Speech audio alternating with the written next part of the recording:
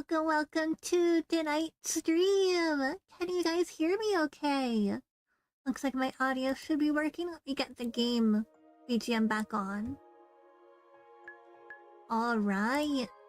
Hello, how is everyone tonight? Hope you all had a good day, or are having a good day, depending on your time zone.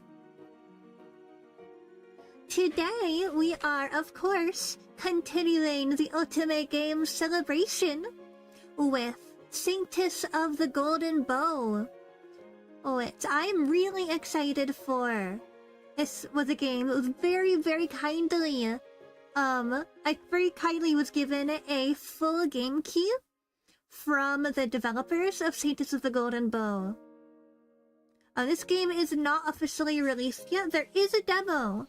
So I definitely, if you enjoy what you see on stream, I definitely recommend getting the demo if you want to play it for yourself. And absolutely wishlist it as well. I put the link to the Steam page in chat, so you guys can check that out if you're interested. But yeah, I am really excited about this one. This, from what I understand, I was talking about it yesterday too, that I try not to look too into the Ultimate games that I've been playing, because I like to go into them kind of blind. I think it's more fun that way for me. I do know this one has a time loop element, which I'm a big fan of. It's one of my favorite tropes. I love a heckin' good time loop. I think it's also an isekai. I think it's also an isekai time loop kind of a deal, so that should be really fun. I'm also quite vibing with the music playing right now. Very good vibes going into this one. So yeah, if you guys are ready, I think we can just go ahead and jump right in. Since this is a full game, obviously I'm not gonna play the whole thing on stream, oh my god. But we'll just keep going until we feel it's a good stopping point. You know, I feel like I like playing demos, but they also stress me out a little bit when I stream demos, purely because, like, either a demo is really short, and then I'm like, okay, now what do we do? Or a demo is much longer than I was expecting, and then I'm like, this is a much longer demo than I thought, and then I'm like, oh god, when is it gonna end? I've been alive for 3 hours, is it over yet? But since I got this as a full game key, I can just kind of vibe, we can just play for as long as we want. So I am excited to just have a chill good time. I think, don't quote me on this, I think there might be voice acting too. So this is just all good green flags starting off. I'm excited. Okay. This answers my question. Other than the first 2 scenes, the game is partially voiced. Okay. So the first 2 scenes will be fully voiced, and the rest is partially voiced. That's perfect. I like that. Let's go. Just my luck. Why does it have to be pouring now? Oh, I want to go home. Alright, so we're in the real world to start. I'll be soaked by the time I reach the subway. I run down the street, passing my shops that already closed long ago. Hunger gnaws at me. That's what I get for working late. I guess the main character is like an office worker. Let's go. I hold my bag over my head, but my attempts to block the rain from soaking me are futile. Cars speeding down the street kick up puddles that shower me in rainwater. This morning, the weather report said it wouldn't rain, so I didn't take an umbrella with me or even a hoodie. Ugh. That sucks. I've definitely had this experience before. I don't recommend.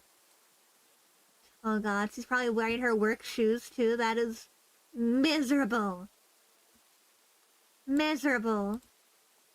The damp cold seeps into my body, making me shiver. This day sucks. I love that line delivery. My thoughts wander back to earlier. Yet another workday where my boss yelled at me and I had to cover for my sick coworker on top of doing my own tasks. I didn't manage to complete all of my assignments, hence the necessity to stay late at the office. If only I actually got overtime pay every once in a while. Today's Thursday, and I've already worked past closing 3 nights this week. An office job sucks. I recently graduated from college and got this boring job where all I do is call people to sell them beauty products. Not my dream job at all. But in today's job market, I should be grateful to even have a job, shouldn't I? Adult life sucks. Honestly valid. Honestly valid. So true, bestie. It hadn't taken me long to tire the monotony of getting up in the morning, riding the subway to work, spending all day doing boring tasks, then coming home so exhausted that I just want to curl up under a blanket and read web novels. Honestly, same. Speaking of which, I got a notification on the web novel app that my favorite book was updated. Being the heroine of a fantasy romance novel would be such an amazing life. Fighting to save a kingdom from impending doom, wielding magical powers, and falling in love with a hottie. Heck yeah. I should take a look at the app. It's the only solace I get in my sad existence. I pull out my phone and unlock it. Hello, welcome to Street. Welcome. I open the app, looking at all the updates. I don't care if the droplets of water fall onto my screen. I just want to know how many new chapters are live. Ahoy! Welcome in. Hope you guys are doing well. I've got so much to read on the subway. Oh my gosh, wait, that is so relatable. I used to, but I lived more so when I was in Korea. I didn't do it as much in Japan when I was in Japan. But when I lived in Korea, I was always reading fan fiction on the subway. Every subway ride, I would have my phone open, I would be reading fan fiction. The iconic Felix and Ash duo has arrived. Welcome. Oh my gosh. 3 new chapters, and I'm almost at the subway entrance. Oh, just a little bit longer, and I'll be able... Yippee! Thank you for the yippee. Oh, just a little bit longer, and I'll be able to immerse myself in a much more interesting world than the one I live in. I run through the crosswalk. What? By the time I looked up to see the light, it's actually red, not green. It's too late. No! Oh my god, I was like, what? Oh yeah, it's an isekai. Isekai time. I'm in the middle of the crosswalk with a truck driving straight at me. Not Truck-kun! Oh my god, Truck-kun. Should I take a step back or run forward? Quick! Thanks, Celine. I take a step back. It hurts. The pain, it's excruciating. My whole body hurts so much. And that's it. That's the end of the... That's the end of the Otome game. He died. Rest in peace. I'm dying, aren't I? The suffering is too great for me to handle. I need to make it stop. I need to let my life go. The next thing I know, I'm floating in a cotton-like substance. I feel comforted, safe even. Have I really died? Am I in heaven now? But I wanted to read the last chapter of my favorite author's new web novel. Truck-kun could have at least let her read the 3 chapters. That's so true. I'm so sad. Imagine dying before we get to read the last chapters of your favorite web novel. I will never find out what happens to the heroine in the end. A chuckle escapes me. A loud sound in this quiet place. I'm pathetic, aren't I? I died, and now I'm just thinking of my hobbies, not my parents or my friends. Oh, what is that sound? In the emptiness, I can hear someone singing. An angelic voice. It's calling to me. If I died before I got to finish that 105,000 word Negami fic, I would have been devastated. Ah, that would suck. You must fight on. Oh, well? I must? But I'm dead. I don't have to do anything. Suddenly, I feel a pull. My soul gets grabbed and yanked towards a golden whirlpool. I scream, but no sound comes out of my mouth. I close my eyes, the shifting reality around me, making me feel dizzy. When my senses return to me, the first thing I notice is the fresh scent of a forest. I open my eyes and look around. Lush canopies of trees above me sway gently in a light breeze. Oh my gosh, she's become so cute. Just imagine dying, and when you wake up, you have purple hair. Like, let's freaking go. Let's freaking go. So if you think about it, you look at her hair color and eye color, she's kind of like a reverse Bab. Kind of reverse Bab if you think about it. So dye my hair again. Let's go. You definitely should. You should be an elf archer child. That's so true. I don't think she's an elf though. The ears aren't pointy enough. Yeah, the anti-Bab. Yes, he's basically a reverse Bab. Let's go. There's something heavy in my hand. When I look down, I see that I'm holding a simple hunting bow. My feet, clad in riding boots, sink into the damp green moss of the forest floor. I'm out hunting, I realize. Wait, how is this possible? I just died, and it's been ages since I handled a bow. The last time I practiced archery was in middle school, back when my parents could still afford to spoil me. I also had to put on such high boots today for work, or these fancy pants, or this jacket. Oh my gosh, he's wearing fancy pants. Evil Bab doesn't exist, she can't hurt you. Evil Bab. Oh my gosh, not Evil Bab. The outfit looks almost like it belongs in a Korean webcomic. Where am I? What is this place?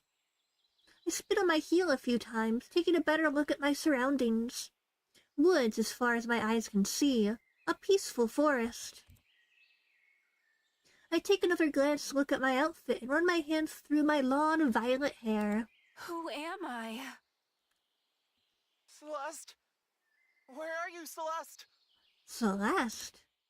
I realize I'm supposed to be hiding. Hiding for what or whom, I don't understand. I only know I must seek cover. The urge to disappear from sight is so strong that I don't even question it. I find a thicket of bushes and dive into them. From my hiding spot, I observe the situation, holding my breath.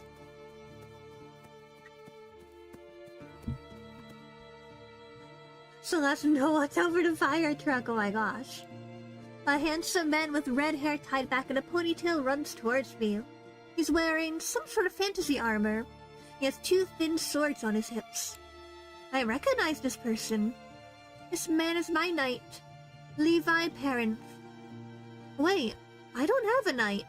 I'm Celine. I'm a 21-year-old simple office worker, fresh out of college with a job in sales.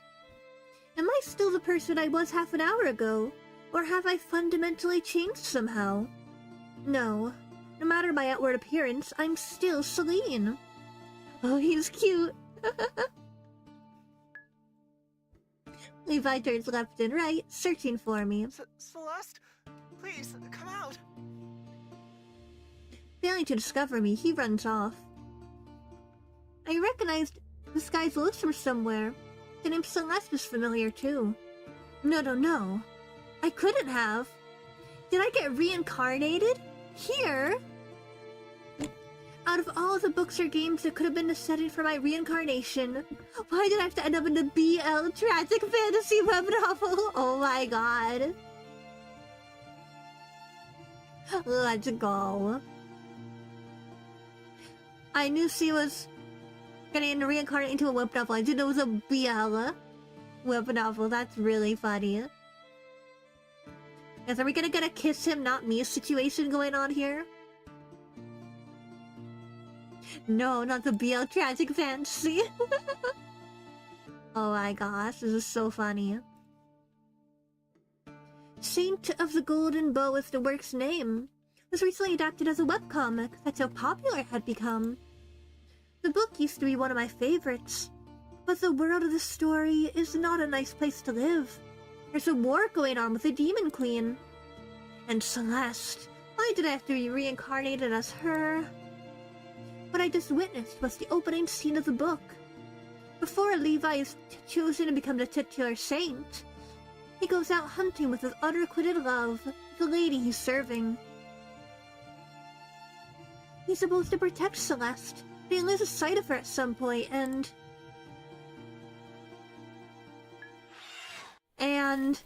Uh-oh. Does Celeste die? Is he like reincarnated into someone who's literally about to die? An ungodly sound makes the hairs on my skin stand up. Oh, a creature! A silly goober! The creature that made the sound appears to my right. The ugliest thing I've ever seen. That's just rude. An abomination. A demon. The imp's leathery wings flap in the air, and the creature flies towards me. It has spotted me. This is the moment when Celeste de Claris dies a miserable death to become part of Levi's tragic backstory. No! Not getting reincarnated as a man's tragic backstory.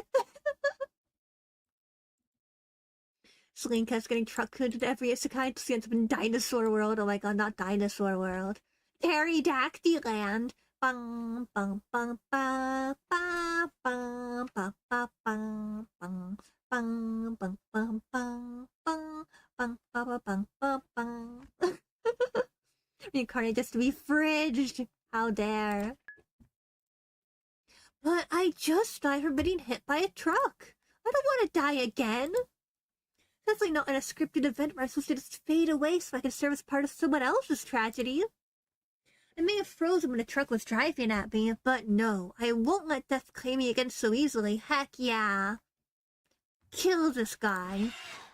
Screech. The imp is still far enough away for me to attempt to save my life. I have to act quickly. The monstrosity is coming closer and closer. My hands are sweaty and my arms are shaking. I refuse to give up. Let's freaking go! Kill this guy! I'm not gonna call for Levi, so I'm gonna shoot this guy with a bow. They don't call me Saintess of the Golden Bow for nothing. I pull out an arrow, draw back, and aim at the imp that's flying straight at me. I take a breath and release it, focusing on how the bow feels in my hand. Its heaviness. I stabilize my hold on the weapon. That screech gave heck bark bork vibes. Oh my gosh. When I'm sure of my shot and I know I can't delay any longer, I send the arrow flying. One of the fics I read asking if both Byakuya repeatedly died and looping back to the start of the killing game. Oh my gosh, wait, that sounds awesome. I love time loops. Time loops are one of my favorite tropes. That sounds really good, actually. The arrow hits the demon straight in its ugly little head. Screech! With a final frightening sound, the monstrosity falls to the ground. I breathe heavily, collapsing to my knees. I did it! Yippee! I thump my balled up fist against the ground, feeling the damp moss beneath my fingers. I breathe deeply again, taking in the smells of the gorgeous forest. They calm me down. I'm alive.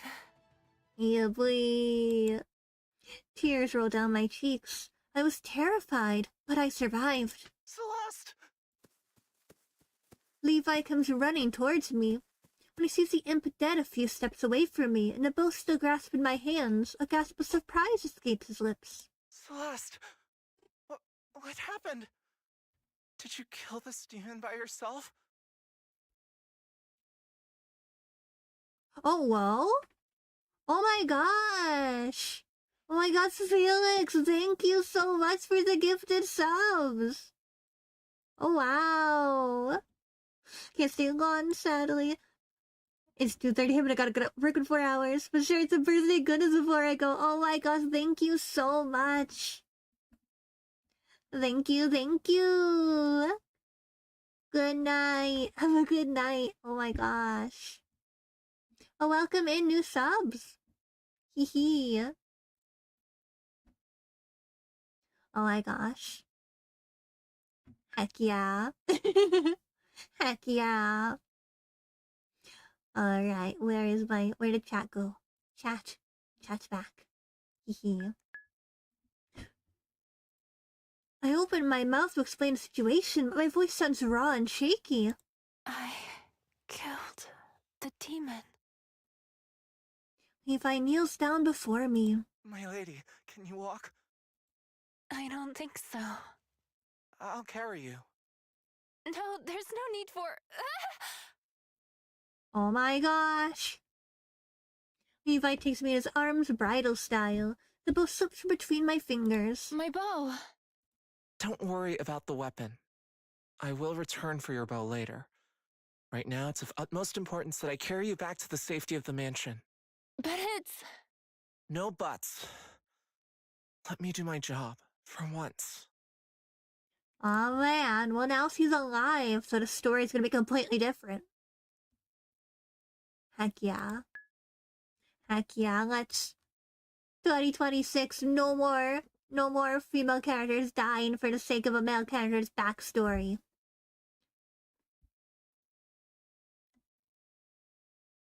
No more. It's illegal, it's banned. Levi walks towards where we left our horses, or so my memory of Celeste recalls. So I really am Celeste now. I'm part of the world of the Saint of the Golden Bow, even though I was supposed to die. So what will my survival mean for the story now? Oh my gosh, wait! So cute! Oh my god, a maid! There's maids in this game! Let's go! Let's go! Oh, she's so cute and she has twin tails!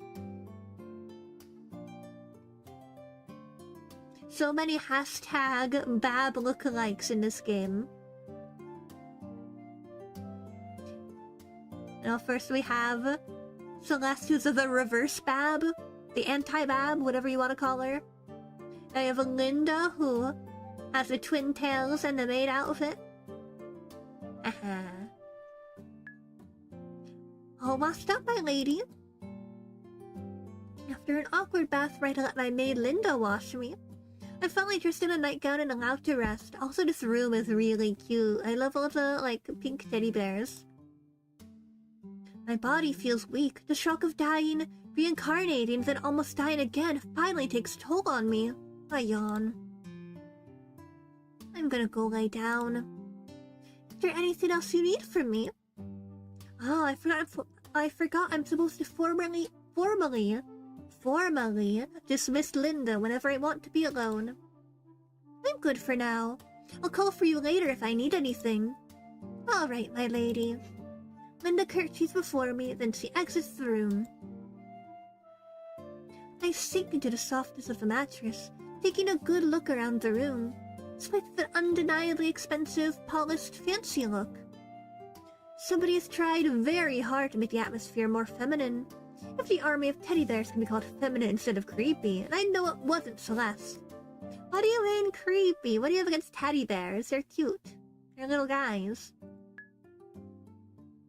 The bookman is quite the tomboy, caring little for girly things like dolls and decorations. She doesn't have good social skills, she lacks proper manners, and she dances like an elephant. Instead, she's great at archery, hunting and riding horses. However, the society deems all of those activities inappropriate for a lady, and thus she doesn't have many friends. Sounds so much like me in my past life.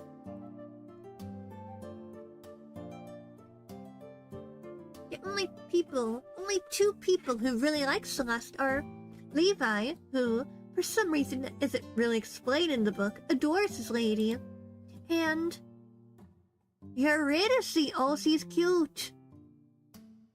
Celeste, are you alright? Celeste's twin sister Eurydice. The book also briefly mentions Eurydice as part of Levi's backstory, simply describing her as the more ladylike twin who loves pink and romance novels. Oh my gosh, but she's so cute. I feel Celeste's emotions for Eurydice in my heart, though. Celeste really cherishes her sister. Celeste? I'm alright. Thanks for worrying about me.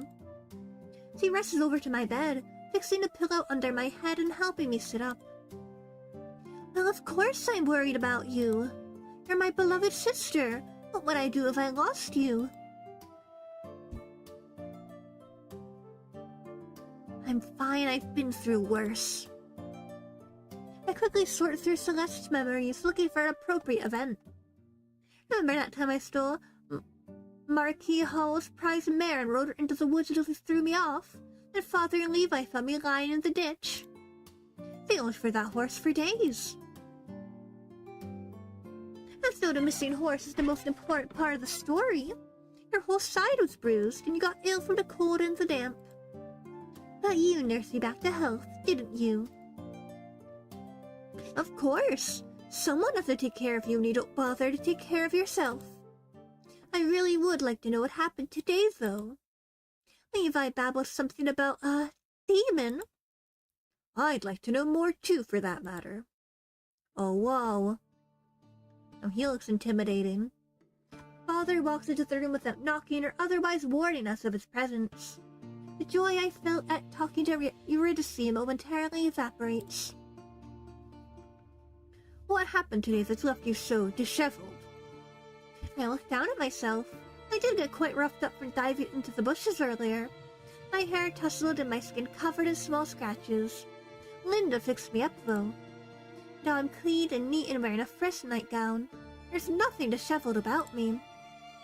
As you can see, I'm fine. Thank you for asking. Father huffs. You and your sister's 18th birthday is in 3 days. We're leaving for the capital the day after tomorrow. If you're not healed up and in top form by then,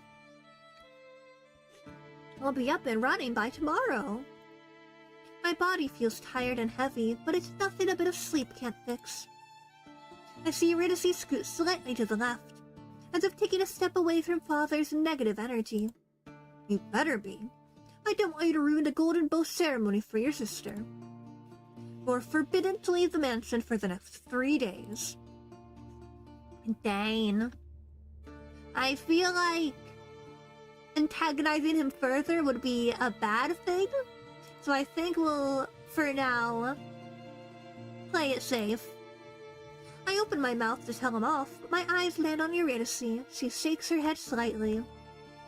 To honor her wishes, I decide not to agitate Father any further. All right. I nod.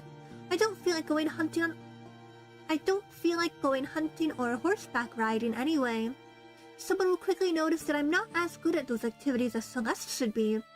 I'm still not sure how much of her skills I can access for myself.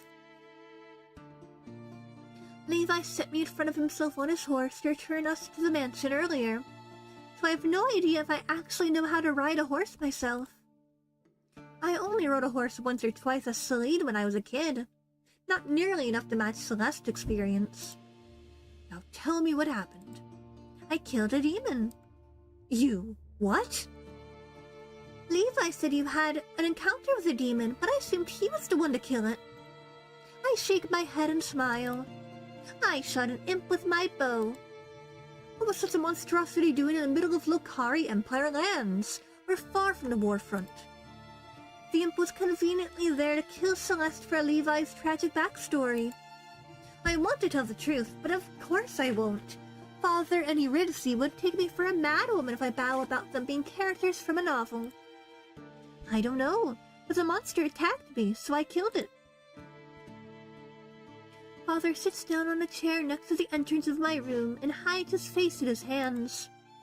I knew my daughter wasn't much of a noble lady, but this... My sister and I share a smile. Where was your knight when a demon attacked you? I ran off on him again. I wanted to hunt on my own. Of course. A big yawn escapes my lips. I cover my mouth with my hand. Rest. Father gets up and gestures for Eurydice to leave. Eurydice nods and walks behind him out of the room. He turns back to me as he's in at my doorway, gives me a warm smile. Get some rest. I'll be back later. Yippee. I sink more deeply into the bed, making myself comfortable.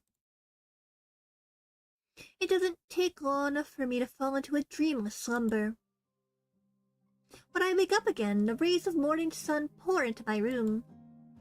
I get out of bed and stretch to make sure my body's working properly. I feel refreshed after my long sleep.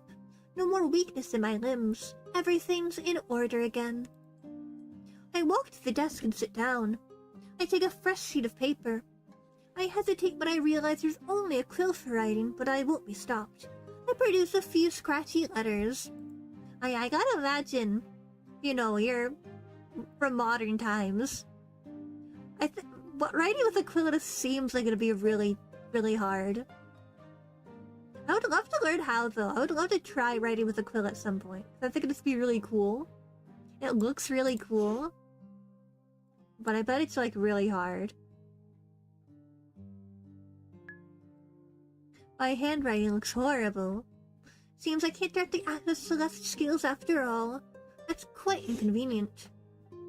I can manage to write with a quill, but not very well, and only in English. I have to write down everything I know about the web novel Saint of the Golden Bow, so I can organize my knowledge of the world and line it up with Celeste's memories. Let's start with the basics. Saint of the Golden Bow is a romantic tragedy, web novel by the Korean web novelist Hanil Kim. I read the English translation on one of my favorite web novel and comic apps. The story was supposed to be turned to a webcomic and had promo art. It is how I was able to recognize Levi immediately. The design and the artwork even had him in the same outfit he was wearing on the day of the demon attack. Maybe I should also write down... Okay, I don't think I need... I know what all of these things are. I don't think I need an explanation. I think I'm good. Nothing else. I've got the basics. That's enough. Stop for a moment and wander over to the mirror. Touch a hand to the glass. The design of Celeste wasn't included in the promo art. I've taken my new features. Violet hair and pink eyes. A slender figure.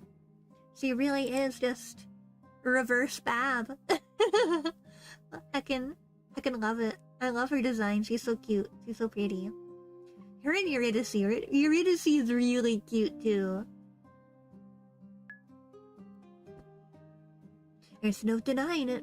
I'm really not Celine anymore. The understanding that I've reincarnated into the novel finally settles in my mind. I feel calm. Calmer than I ever thought I would be if something out of a novel suddenly changed the course of my life. As strange as the situation is, I'm Celeste, and I have her memories. But somehow I'm Celine as well, equipped with knowledge of this world that Celeste never had. I walk back to the desk and sit back down. The book Saint of the Golden Bow starts with Celeste's death event. Levi was in love with this lady for years, but the actual love interest of the story is Prince Noah.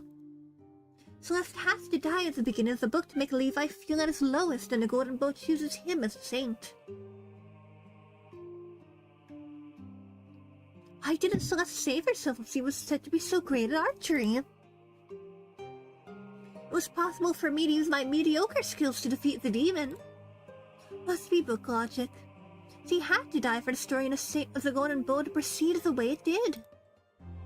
Soon after Celeste's death, Levi's quest to save the Lucari Empire from the Demon Queen begins. He doesn't go alone. Noah, as well as High Priest Elijah, the second love interest, both accompany him on the journey. Noah and Levi fall in love. Elijah falls in love with Levi too, but Levi chooses Noah. When the final confrontation with the Demon Queen happens, the love Noah and Levi share is an important component of defeating the Fiend. Okay, but my speculation now, since it's basically in the web novel, there's like a love triangle going on. So basically what's gonna happen is, whoever I choose, if I choose, like, one of them, if I choose, say, Levi as my love interest, then I'm assuming that will mean that Noah and Elijah fall in love. If I choose Noah, and Levi and Elijah, you know, like that. That's the vibe I'm getting right now. I'm only speculating. I didn't look up who the love interests specifically were, but I feel like that's what's gonna happen. I feel like that's what's gonna go down. That's my prediction. Through their love, the magic of the weapon becomes stronger. Or, I don't think it's, never mind. I was gonna say maybe it's polyamory. Probably not. Maybe. It could be. It could be. You never know. You never know. However, the story is a tragic one. Even though Levi defeats the Demon Queen, he perishes in the process. Noah and Elijah live on, and peace returns to the Lucari Empire. I remember crying at the end of the book. I've read the novel twice. Saint of the Golden Bow is really one of my favorite stories. I still don't appreciate being reincarnated into this world, though. Especially not as Celeste, whose only purpose in the story is to add angst to Levi's life. I didn't die when I was supposed to, though. And that story's continued regardless. I wonder how many things will change now because Celeste is alive. Will Levi still be able to fall in love with Noah despite the fact that I'm still here? Seems pretty hung up on Celeste after all. I look into Celeste's memories to examine her feelings about Levi. I sense a mixture of emotions. Anger, awkwardness, desperation. Celeste didn't like to be on the receiving end of Levi's feelings. She badly wanted him to stop looking at her with romantic intentions. Oh, okay, maybe not. Maybe he's not a love interest? Interesting. What Celeste really needed was to have a friend in him, not a lover. As a noble lady, she especially found his feelings for her inappropriate. I can't quite hate Celeste for being cold to Levi now that I know how distressed she was about his love for her. At the same time, I do pity Levi. If Levi was so in love with Celeste, though, how did he move on to Noah so quickly? His change of heart wasn't really explained in the novel, and I remember some people voicing their opinions on the forums about how unrealistic this plot point was.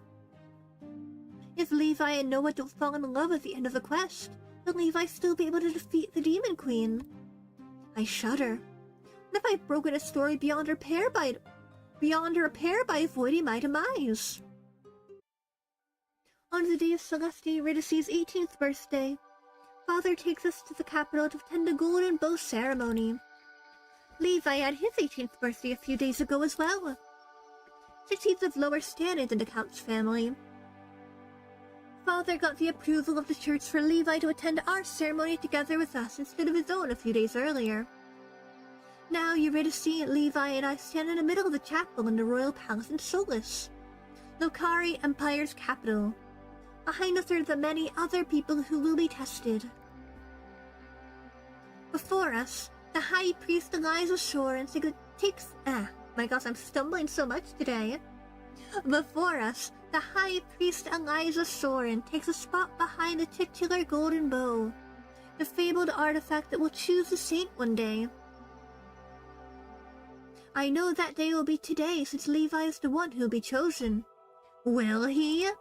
Will he be chosen this time? I wonder. I think we might be having a saintess of the Golden Bow this time. I eyed the bow with suspicion. Light reflects off its gold-covered surface. The design is pretty and elaborate. Looks like a pain in the ass to use the weapon. Too ornamental for my taste. It's really pretty though, oh my gosh.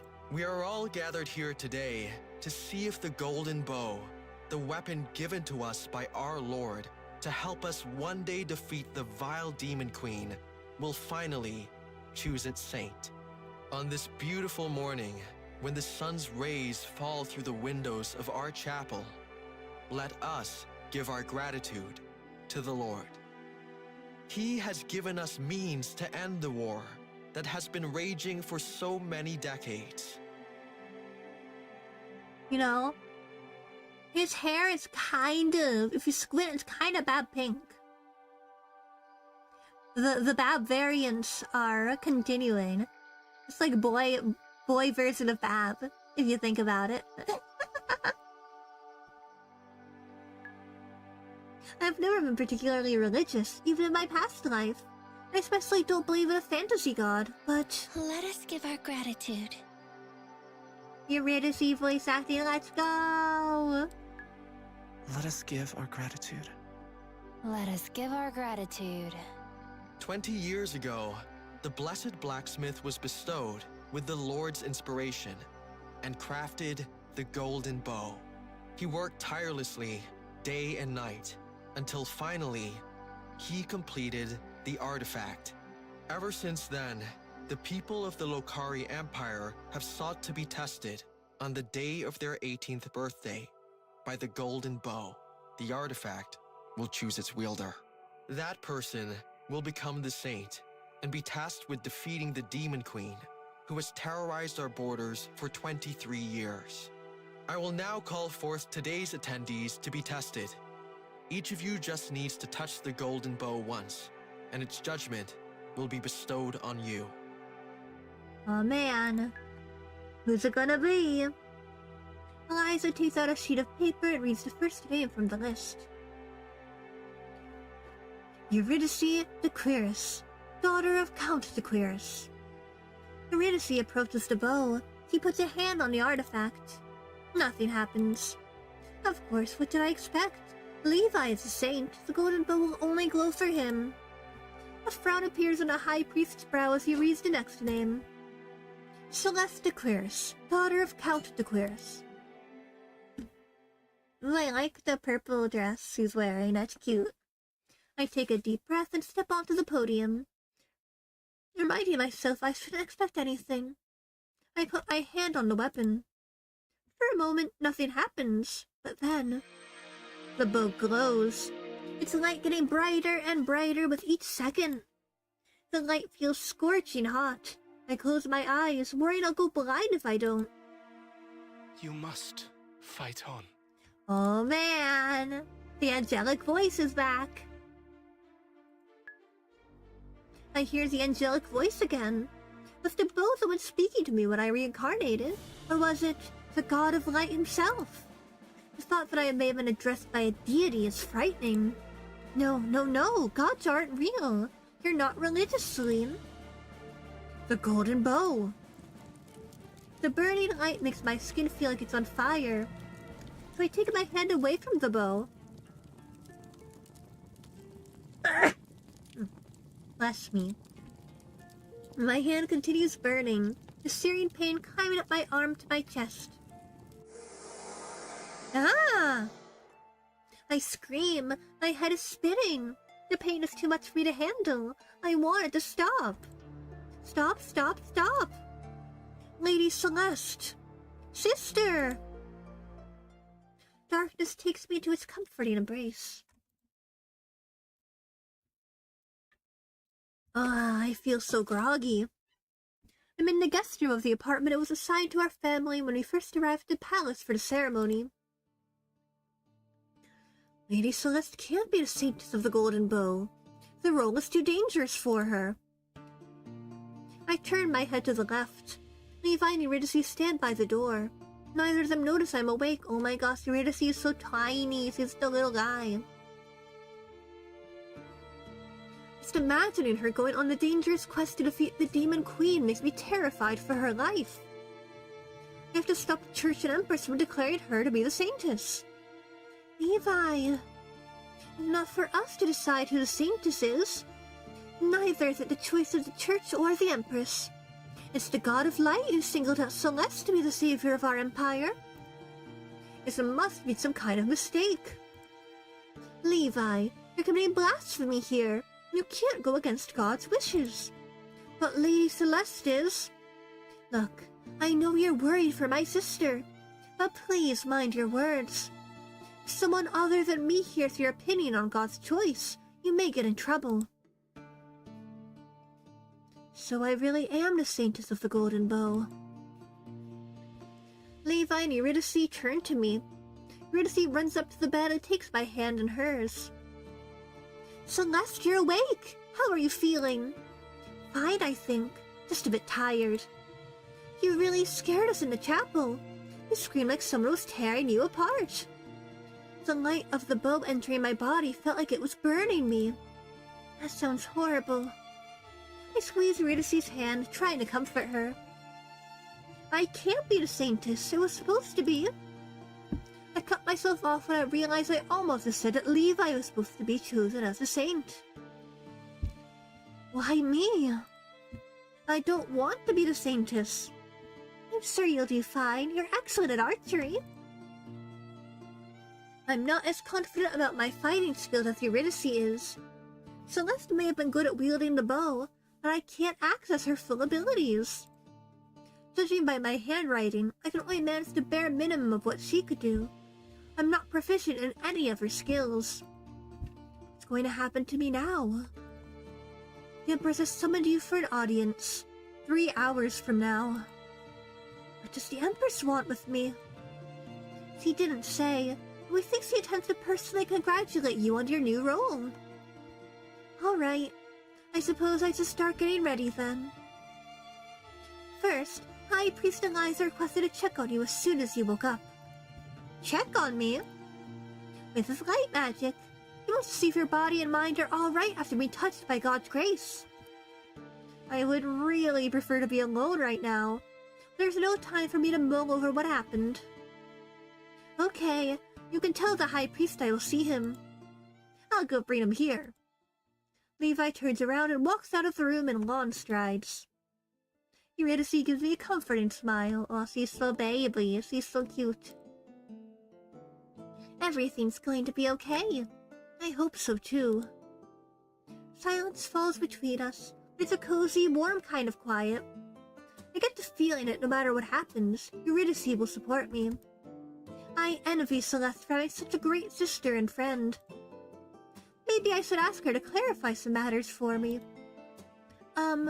Eurydice, what exactly does it mean to have the role of a saintess? You will have to defeat the Demon Queen by shooting an arrow from the golden bow and striking her heart. You're also expected to become a person people look up to. What do you mean? Someone who people believe will save them. Someone strong and reliable. I already think you're plenty strong and reliable. Now you just need to convince the people that you are. I see. There's also the matter of the saintess needing to be a key player in the politics of the Empire. Though without the support of a faction, you won't be able to achieve much. Man, this job keeps getting more and more complicated. I kind of feel bad for Celine. She's like, what have I got myself into? Oh god. I gotta kill someone. I gotta be some people look up to. Gotta heckin' become a political figure. I'm an office lady. I'm an office worker. It is way out of my skill set. A faction? Yes, the Empress rules the Lokari Empire, supported by the Emperor Consort. She has one son, the Crown Prince Noah. Then are 3 factions in court, each one respectively led by a duke, a duchess, and a viscountess. Do these factions have names? The warlike faction is led by Duke George. They want the Empress to increase support for the war efforts of the Empire. The artistic faction is the group of nobles who flock to Duchess Penelope. They want the Empress to focus on supporting creative patronage and research, while diverting financial support from the war. Then there's the conservative faction led by Viscountess Letitia.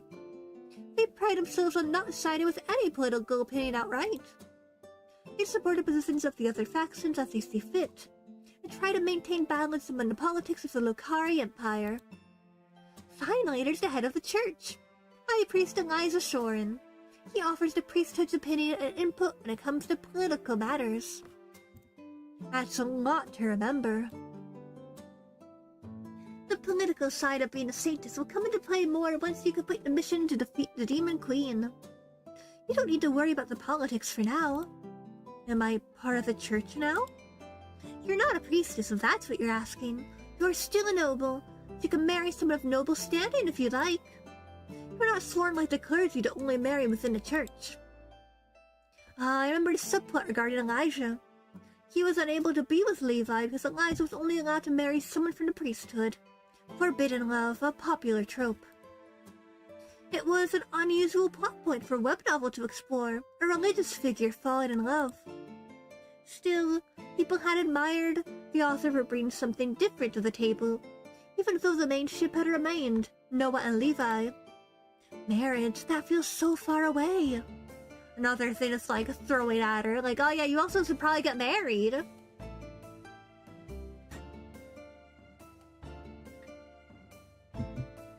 So much to do. He just got here. She literally just got here. We're 18 now. The father will probably help us find suitable suitors soon. Suitable suitors soon. Say that 3 times fast. Suitable suitors soon. My god. I would like to marry for love if at all possible. So valid. Love. Love was one of the components needed to defeat the Demon Queen. Levi and Noah's love. I have to fall in love with someone now that I was the saintess. Do you have someone in mind for marriage? What? Maybe. You can tell me. I'm not gonna tell anybody. Maybe another time. I'm not ready to admit it myself. I hope. Unless, I don't think this game has Yuri options. At least for Celeste. I hope Eurydice is actually, like, a lesbian and has a girl she's in love with. That would be peak. That would be absolute peak. That's my big hope. That's my wish right now. Is that Eurydice gets a girlfriend. Alright. You have any other questions for me? I'm happy to help. Let's see. Okay. How long has the Empire waited for the Saintess? As the High Priest said, the Golden Bow was created by the Blessed Blacksmith 20 years ago, before we were even born. They say he worked tirelessly day and night for 2 weeks to create the artifact. The design was bestowed upon him by the God of Light himself. The Blessed Blacksmith said that God told him in a dream that the Golden Bow will choose its fate when the time is right. Only the Saint could wield that weapon and harness its power.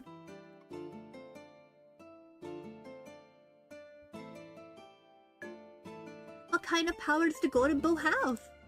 Light-aligned magic, the kind that the priests wield. It is said that only an arrow shot from the artifact will be able to kill the Demon Queen. The usual fantasy realm MacGuffin then. For plot reasons, the other weapons can't harm the ultimate boss. Right, makes sense. It doesn't, but Eurydice doesn't seem to be aware of how ridiculous it is that only one weapon wielded by one special person can kill the enemy that the Empire's been fighting against for decades. After the Golden Bow was created, the whole Lokari Empire and our allied kingdom of Durendal were tested to see if the Saint was among them. But the Savior wasn't found. Later, it was decided that every person would get tested on their 18th birthday, as suggested by the Blessed Blacksmith. 20 years passed, the Saint still wasn't found. Until now. What do we know about the Demon Queen? The people who have seen her say she looks like a beautiful woman, except she also has horns, a tail, and a third eye on her forehead. But she's far from human. She's cruel and dangerous. She kills humans without mercy. She commands an army of demons, vile monstrosities. You saw one. Was it as ugly as they say? The imp wasn't pretty, that's for sure. The war has been going on for 23 years now. Over that time, one-third of Lokari's empire's lands... One-third of Lokari Empire's lands to the east have been ravaged by war and infiltrated by the demons. They leave only ruins behind when they take over a town. Their fire is said to be ever burning. Man. I'll have to oh my gosh. Why is reading so hard today? You'll have to travel east to defeat the Demon Queen. She's taken up residence in the Cloudmont Castle. It used to be the seat of Duke Cloudmont and his family, but they had to abandon their homeland to the demons 10 years ago. That news doesn't make me want to go to the border at all. It'll be like walking straight into the maws of the enemy. I fear you won't have a choice in the matter. The Empress decreed long ago that once the saint or saintess was found, they would immediately embark on a quest to defeat the Demon Queen with a party of the most capable fighters. I just hope you won't have to leave too soon. I think I'll need some time to learn to wield the golden bow and to accept the whole situation. I'm sure the Empress will understand. That's it. Well, they're all the questions I have, for now at least. Thank you for helping me sort through everything, sister. That's what I'm here for. One thing's certain, the people of the Lokari Empire have been waiting for the saintess for ages. A lot of faith will be put into your abilities. A lot will be expected from you. I don't envy you. If I could, I would share this burden with you. Thank you. I'm really moved by Eurydice's dedication to me. High Priest Eliza and Count... High Priest Eliza and Count Decurus have arrived. They can enter. My gosh, he's very goober-coated. Looks very goofy. Eliza comes into the room, followed by Father. Levi closes the door behind them, remaining in the living room of our apartment to guard the entrance. When my gaze meets Father's glare, I don't know if I should laugh or cry at the fact that his disposition toward Celeste hasn't changed, even now that he's become the saintess. I decide not to say anything to Father while Elijah is around. I don't want him to witness a fight between us, and I doubt I can hold my tongue right now. May I sit beside you? Sure. Elijah approaches and sits beside me on the bed. I need to touch you to make sure you're healthy. Is that alright? Is that how light magic works? As someone who reincarnated here from Earth, I have little knowledge about magic. I don't remember a scene like this one with the High Priest in the book. Come to think of it, Levi didn't faint after touching the golden bow. He must have had a much stronger resistance to pain than I do. Celeste doesn't know much about magic either. She has no magical powers of her own, after all. Nobody in the Decurus family does. I look at Elijah. He stares back at me with a patient smile. The High Priest is young for his position, but also really attractive. I never thought I could consider a guy with pink hair dashing. What are you implying about that? What do you have against pink hair, huh? What's your problem with pink hair, huh? Huh? I clear my throat, so I can do nothing to stop my cheeks from burning. Alright, go ahead. Elijah surprises me by leaning his forehead against mine. Before I can protest, an aura of white surrounds his body. He's really working his magic on me. I close my eyes and focus on how his magic makes me feel. His touch is pleasant and warm. I become strangely comforted. Before I realize what I'm doing, I lean in closer towards him. Elijah's nervous and surprised chuckle makes me snap out of the comforting embrace of his magic. Your response to light magic is rather strange. I'm sorry. No, don't be sorry. The way you've drawn towards my magic is peculiar, but it's also worth studying. I never met anybody who reacted this way. perhaps you'd be open to meeting again before we leave on the quest, so that I could further study my magic's influence on you. Oh, whoa. What does he mean by this? What does he mean by this? I'm sure we can meet again for research purposes. Yeah. Definitely just for research purposes. Nothing sussy going on. Definitely. I also love that I'm not sure I want to learn more about your magic. Both answers are kind of funny. Both of them are kind of funny. Sure, we'll do it for the research. Eliza affection up, okay. Yeah, that's what I figured. So we got an affection up for Elijah.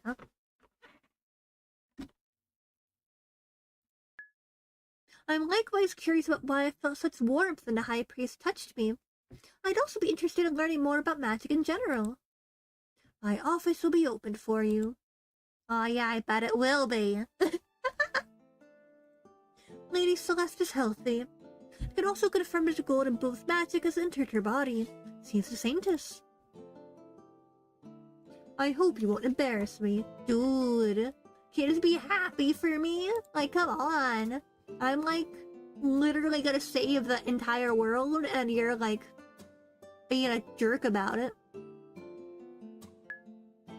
Thank you for the checkup. You're welcome. I'll go now.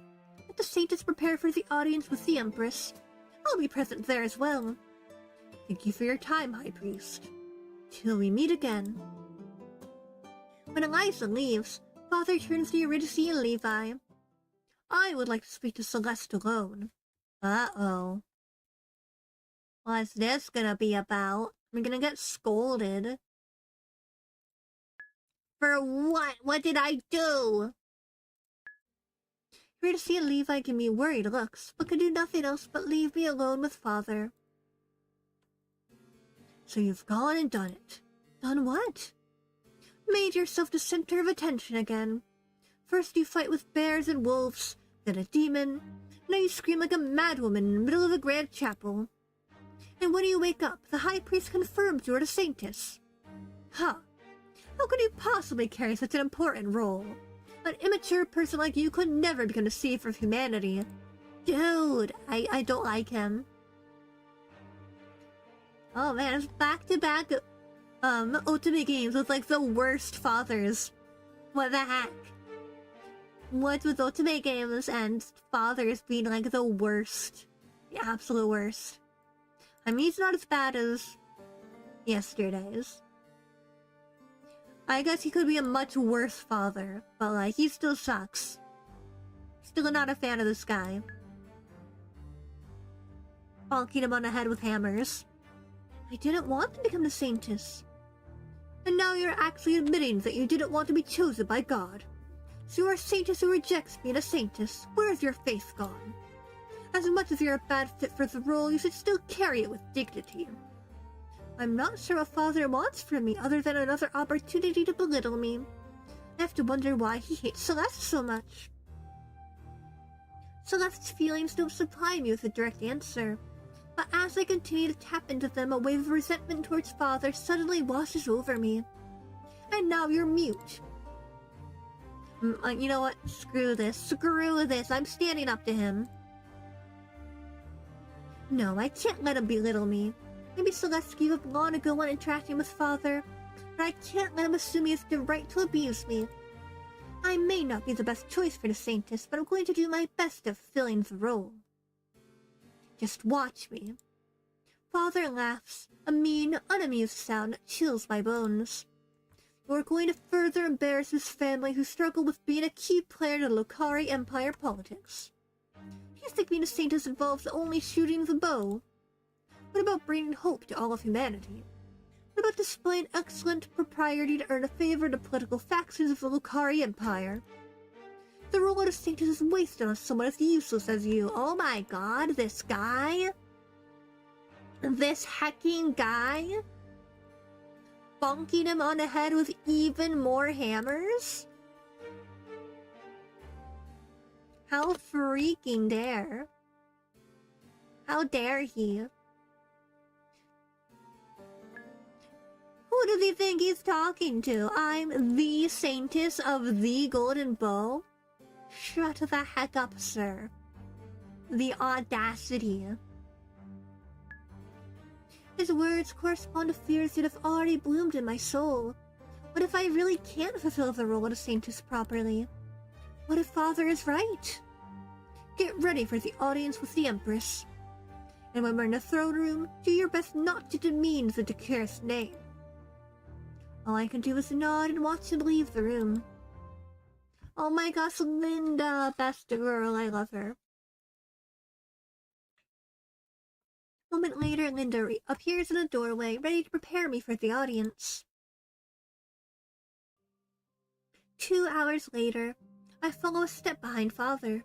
We walk through the corridors of the palace to the throne room, where the Empress and Emperor Consort are waiting for us. We walk in silence, the mood sour thanks to my earlier conversation with Father. Maybe I should use this opportunity to ask Levi, or, putting my pride aside, Father more about the Empress. I don't remember her very well from the novel. I know she's the mother of Noah, the main love interest, and that they have a strained relationship. But no matter how hard I try, I can't remember why. Let's ask Levi. I gesture to Levi to even his pace with mine.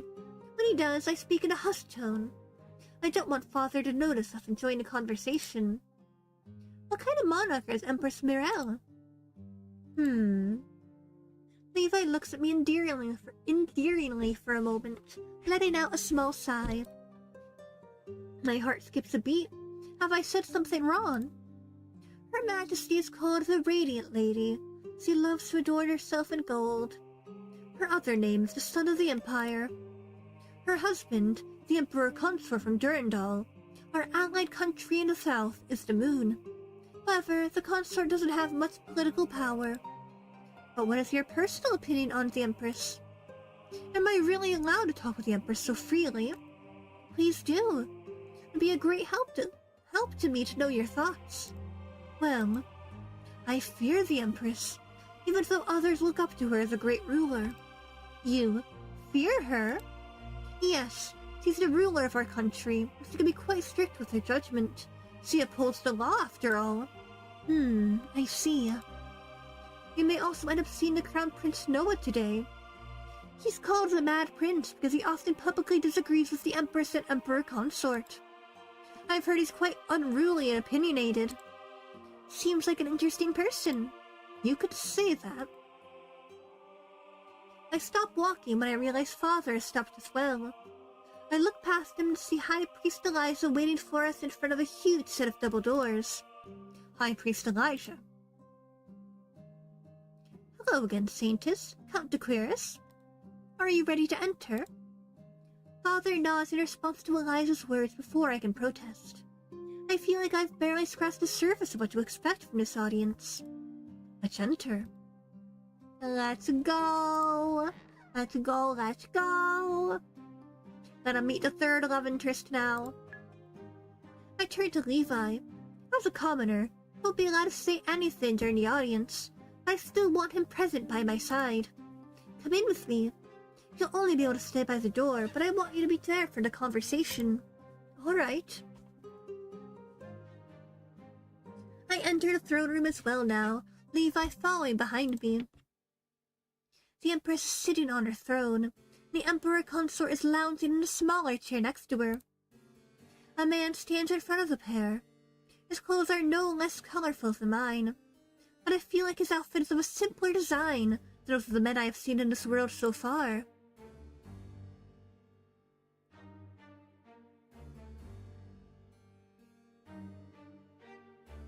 The embroidery on his vest is beautiful, though, a tangle of vines and flowers. No commoners of this world dress.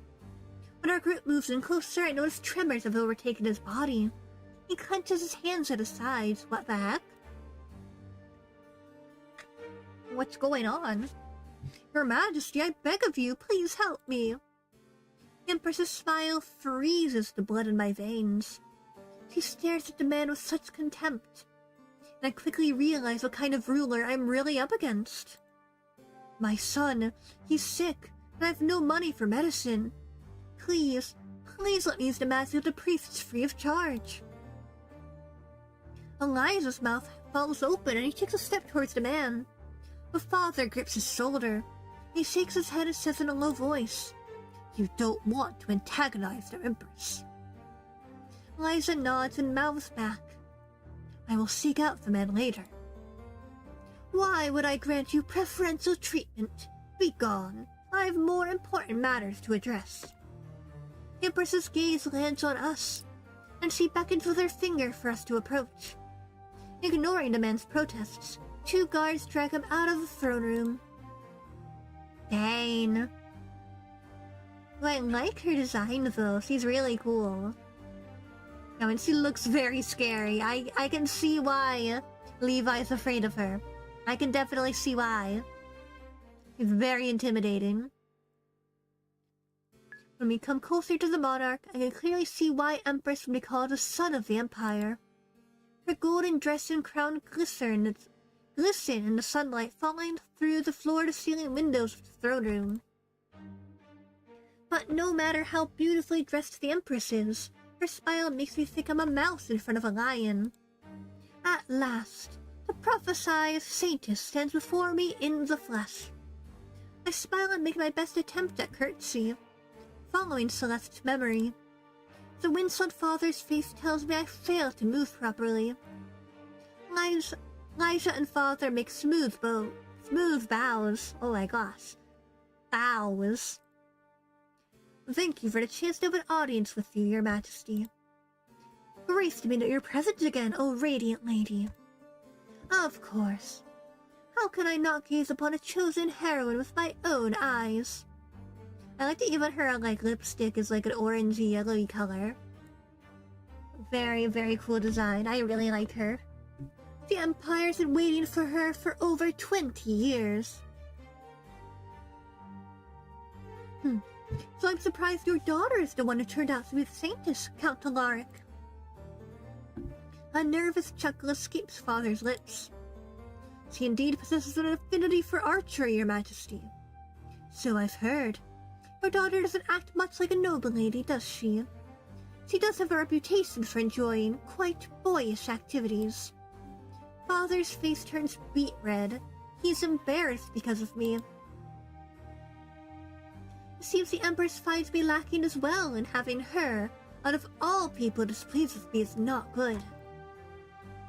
It's known that Count D'Aquires has 2 daughters. The one who's a perfect image of a noble lady, and the one who's a tomboy. Dang. Why is everyone so mean to her? Oh, hello! Welcome! Good morning. Hope you are doing well. I suppose the girl who stands before us, although dressed in finery, is not much of a proper noble. Silence falls in the room. Everyone looks at me, expecting me to answer. Under the sudden attention, my mouth goes dry and I can't find my words. Why did I think I would suddenly gain respect by becoming a saintess, when Celeste's questionable reputation has been spreading for years? Father already told me I was lacking. In a sense, it's good that everyone expects Celeste to be quite lousy at etiquette. After all, I have no idea how to curtsy, or properly use fancy utensils, or dance like a graceful noble lady. I'm not gonna apologize. Don't apologize. Just fake it till you make it and become so powerful and so cool that they can't say anything. Can't say anything anymore. I'll do my best to be a proper saintess. I don't want to fail the Empire, be it at archery or proper behavior. So you want us to believe you're suddenly going to improve your etiquette skills and your knowledge of politics? That's what's expected of me now, isn't it? So I will focus on honing my skills with the golden bow, but I will also work hard to fulfill the political side of being a saintess. Our conversation is interrupted when the door to the throne room bursts open. Oh, whoa! Dun dun dun! Dun dun dun! The third love interest has arrived. A well-posed, tall blonde man enters the room in a dramatic fashion, his cloak weaving behind him in a sudden draft of air. He is Noah, Levi's love interest in the book. A handsome guy. Noah's skin is darker than most Lokari Empire nobles, but only slightly. He's inherited most of his features from the Empress. When he spots me, a smirk appears on his face. His red eyes shine with mischief. Knock, knock. Did I miss anything? Oh my god, his voice acting. Let's go. Fashionably late as always, my son. If I missed nothing, there was nothing to miss. So true. So true, bestie. This is the saintess, right? Count Decoris's tomboy daughter. Yes, that's me. You're good at archery, are you not? Better than you are at etiquette, at the very least. Yes, I'm quite good with the bow. Quite. Then you'll be perfect for the role of the saintess. Why is he so funny? Oh my god, I love him. He's such a goober. How can you say that? If a lacking individual takes up such a high role in the hierarchy of the Empire... All the saintess needs to do is shoot the golden bow and hit the demon queen straight in the heart. Then the war will finally be over. Is that not what you want, Mother? I want peace more than anything else. I mean, fair. I feel there's more to this statement than I can decipher with my incomplete knowledge about the Lokari Empire politics. I never paid much attention to that aspect of the book when I was reading. Too excited about the romance and adventure parts. And Celeste didn't really pay attention during her lessons either. Together, we know next to nothing about the Lokari Empire's political situation.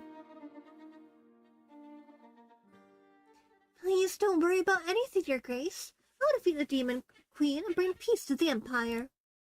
Empress Mirelle gives me a long look. After a moment, the confident smirk that Noah inherited from her is back on her face.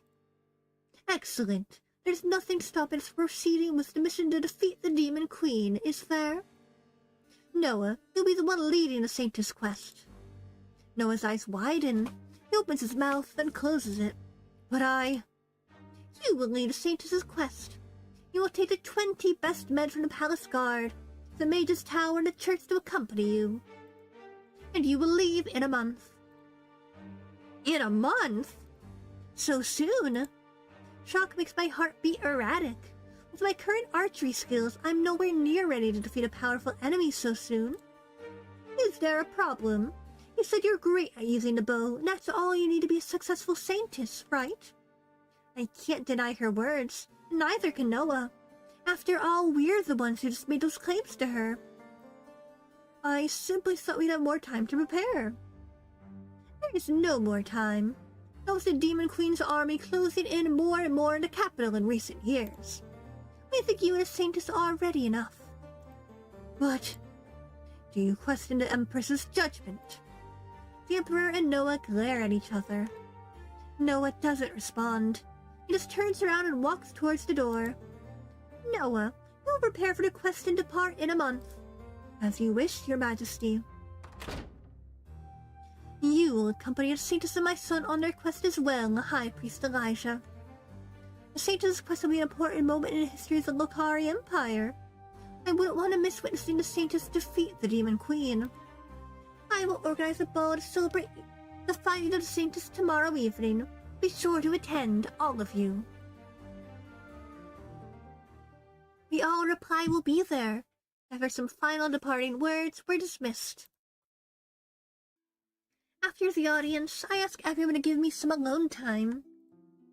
I'm too overwhelmed by the recent events. I need some time to think. I take a sheet of paper, oh my gosh. Words, English. I take a sheet of paper and a quill, and I begin to scribble down my thoughts. I survived my death event, the demon attack in the woods near the Queer's mansion. That's why Levi is likely to continue to love Celeste and not become interested in anybody else. I'm not really the Celeste Levi loves, though. I have her memories and a portion of her skills, but I'm basically Celine in Celeste's body. I'm not a Celeste collecting a past life. Instead, I, Celine, have taken over Celeste's body at a pivotal moment of her life. Does that mean Celeste is really dead? I don't sense her presence living in my body. It is a relief, truth be told. I prefer being alone with my thoughts. Still, the idea of her passing is sad, even if I'm conflicted about her treatment of Levi. What were the two components needed to defeat the Demon Queen again? The first one is firing an arrow imbued with the Golden Bow's light magic, with the Demon Queen's heart and actually hitting the target. So I'll need to practice both archery and accessing the bow's magic. I suppose training with the bow will just take time, so I have little to spare. For wielding its magic, it's something Eliza will know more about, given that he's a light magic user. I scribbled down that I need to talk to Eliza about the Golden Bow and its magic. There's also a second component to defeating the Demon Queen, one that follows the story trope more than practical logic. Noah and Levi's love makes the magic of the Golden Bow stronger. I'm scared. The situation isn't just a story in a book anymore, it's my reality. Levi, Elijah, Noah, Eurydice, Father, the Empress, they're all real people. They aren't acting according to a script either. The plot of the book has changed. It's a real world now with unpredictable consequences. And I'm at the center of this new story. Levi dies at the end of the book, despite defeating the Demon Queen, despite Noah's love for him. Will I die again too? If I have to fall in love with someone, who should it be? Levi, who blindly adores his lady? Noah, who has been burdened with leading a mission to defeat the Demon Queen? Elijah, who is a priest and can't marry someone unless they're part of the church? Or should I pick someone else entirely? Obviously, we need to go out with Linda. Linda has to be our lover. That's how we defeat the evil, the Demon Queen with the power of Yuri. That's how it's done. That's how it's heckin' done. The next evening, Linda gets me all dolled up for the grand ball the Empress is throwing in my name. At the ball, I find myself sitting at a table, staring at silverware I have no idea how to properly use. Celeste's memories aren't helping me much. The servant puts a salad in front of me, and I pick up one of the forks. There's an offended gasp from my left. And look at the noble lady sitting next to me. She's almost purple in the face, staring down at the fork I'm holding. Oh my gosh. Wrong piece of cutlery then. I put it down and take another in my hand. Steal a sideways glance at the noble lady. She doesn't seem to be offended anymore. This one must be the right fork then. Dang. When everyone starts eating, I dig into the salad too. It tastes like paper to me. I'm nervous. My hands are clammy. So you've become the saintess, Lady d'Aquarius. Oh?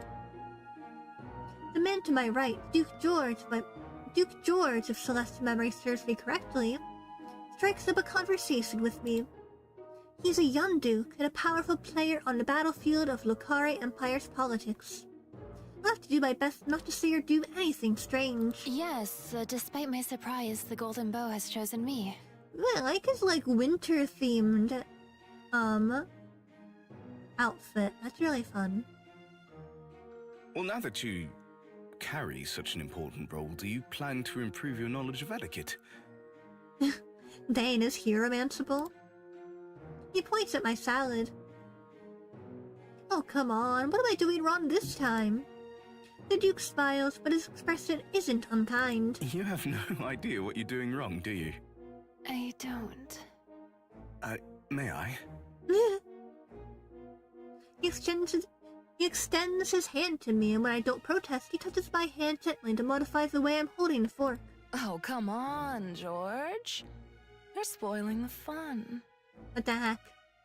The lady to my left has a cruel smile on her face. Shoot, I really was eating the salad wrong after all. My cheeks heat up from embarrassment, and suddenly I find it hard to breathe. Now that I'm a saintess, I'll be watched closely. The nobles are all going to be laughing for weeks about the way I ate stupid salad. I just know it. Excuse me. There's a tightness in my chest which makes it hard for me to breathe. My heart is beating so quickly. I can't be here anymore. I have to get some fresh air. Are you okay? Duke George calls after me, but I walk quickly to the terrace. Once I'm away from the throne room, I run into the gardens. I stop only when I reach a small pond. Here I put my arms around my frame, trying to control my breathing. Breathe, Celine. In and out. In and out. Don't cry. Don't cry. You ruined the makeup Linda spent hours putting on you to make you look like a real noble lady. Didn't think I would run into you here. Oh? Turn around when I hear the voice. It's Noah. He's drawn his sword, and his usual mocking demeanor is not present. It's completely serious when... Dun dun dun! He suddenly puts his sword against my throat, and kills me, and I die, and game over. Bad end. Bum bum bum. My heart beats so loudly that it feels like I could jump out of my chest. It's time from fear. Does Noah want to kill me? I wish I could just kill you and be done with it. Dane. He does, but why? Suddenly I remembered a scene. I fangirled over it when I was reading the novel. This is the scene where Noah puts his sword to Levi's throat. It's overly dramatic, and most of the readers of the novel interpret it as a romantic interaction. I mean, 'cause it is. There's nothing but more romantic than putting a sword against someone else's throat. That is like peak romance. But now I think the setup is just ridiculous. I could take a step back at any time from the coldness of steel, and my neck would be safe. I give Noah a long stare. He's looking at me seriously, as if he's really pondering if he should harm me. I don't believe he actually will. I will entertain his antics for a while longer, just to see what he has to say to me. I want to know how much the scene changes with me here instead of Levi. Why do you want me dead? Because you're the reason I have to go on the mission to kill the Demon Queen. And so soon. If anybody less capable than you had been chosen as the saintess, Mother wouldn't have told us to leave within a mere month. I'm glad he thinks so highly of my archery skills, especially considering how little the nobles think of my etiquette skills. But he's wrong. I may not be as great at archery as you think. That fact would change nothing at this point. Mother is now convinced you can defeat the fiend. This is a suicide mission. None of us will come back from the quest. Dang. What a pessimist. Even though I remember this line from the book, my eyes widen. How do you know we won't return? His words almost feel oddly like foreshadowing for what happens in the book. Noah seems to seriously believe what he's saying. 20 people going deep into demon-ravaged lands to enter the Demon Queen's castle and kill her. What could possibly go wrong? I'm being fair. So many things could go wrong. He is being perfectly reasonable right now and being very stressed. He's really convinced we're gonna die on this quest. I can see the desperation in his eyes. Can't you convince your mother to postpone the day we leave or to increase the amount of people we can bring with us? I've already tried. She doesn't want to listen. It's almost if she wants to set us up for failure. I feel like there's a lot about the relationship between the Empress and Noah that I don't understand. It's painful to watch him suffer under the heavy weight of so much doubt. Look, I'm afraid of the mission too. But I don't want to give up. I won't just roll over and die. I'll keep fighting until the very end. No matter how the mission ends, I want to be sure I've done everything I can to fulfill my role properly.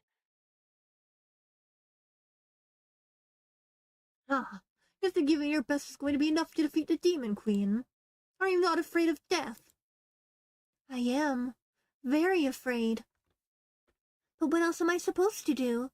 What would people think if I just hid in the countryside in my father's mansion? The citizens of the Lucari Empire have waited 2 decades for the saintess. I may not fully believe in myself, but I can't simply give up. I have a month until we leave. I'll spend that time improving myself. You are the crown prince. You should lead by example as well.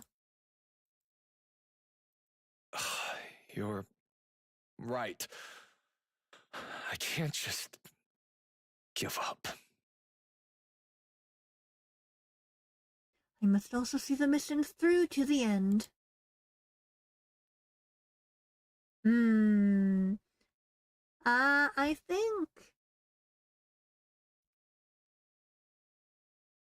I think we'll go with, are you feeling better now?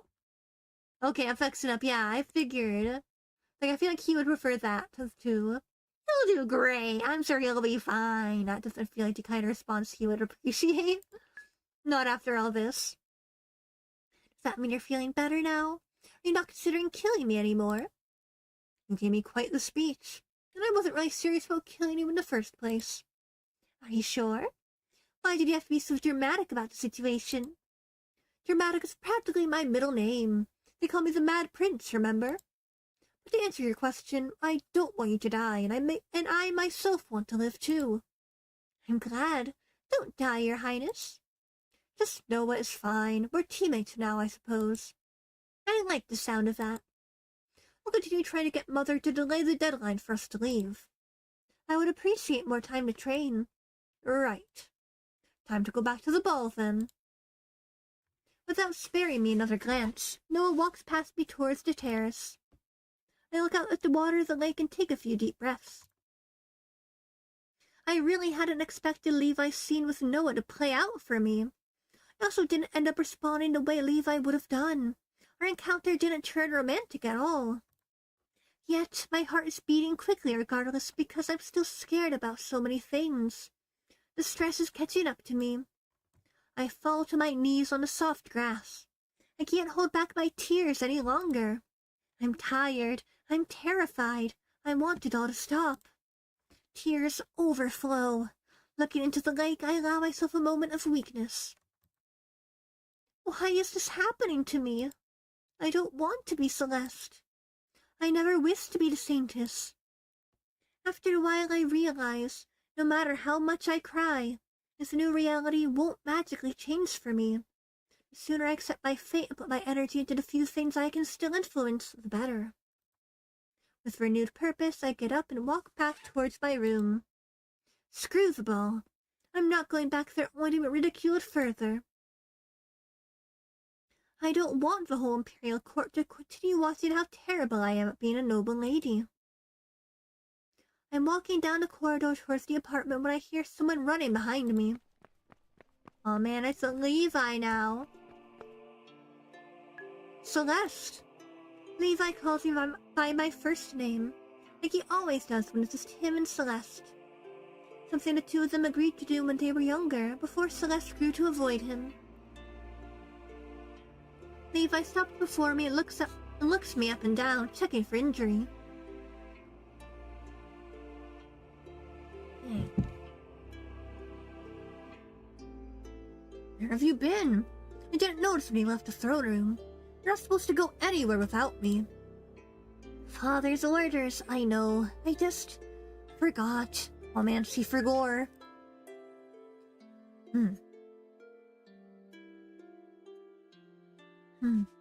I realize I haven't been thinking about how Levi would feel if I suddenly disappeared yet again. I'm not concerned about failing to follow his orders. I'm genuinely worried about you. He blushes and looks away. For a moment, he looks back at me with a worried expression, then looks me up and down again. You're alright, are you not? He focuses on my face and frowns. You've been crying. He must notice my smudged makeup. I was, but I feel better now. Levi, affection up, let's go. We're good at getting affection up, apparently. I was, but I feel better now. What made you cry? When I see the sincere worry on Levi's face, I want to tell him the truth. I'm just overwhelmed by suddenly becoming a saintess.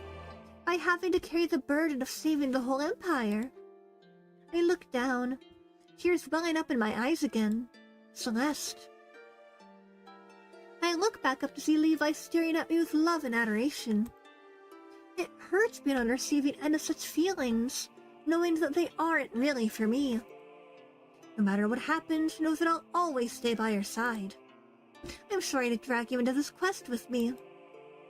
You would have been caught up in this mess anyway if you were Saint. Now he's coming along anyway as Celeste tonight. Don't say that. I swore to always protect you, did I not? Back when I became your knight, do you remember? I recall Celeste's memory of that time. They were both 14 back then. Levi took a knee in front of her and swore he would protect her until death did them part. Yet I'm not the one whom he swore to always stay beside. That person was Celeste. So he should be free of the oath, and Celeste is kind of dead. I can't tell him the truth, though. On the spur of a moment, I gesture towards Levi. Lean down, please. You're too tall. Too tall for what? Levi gives me a puzzled look, but complies with my request. Oh my gosh. I press up on my toes and kiss him on a cheek. Not as Celeste, but as Celine.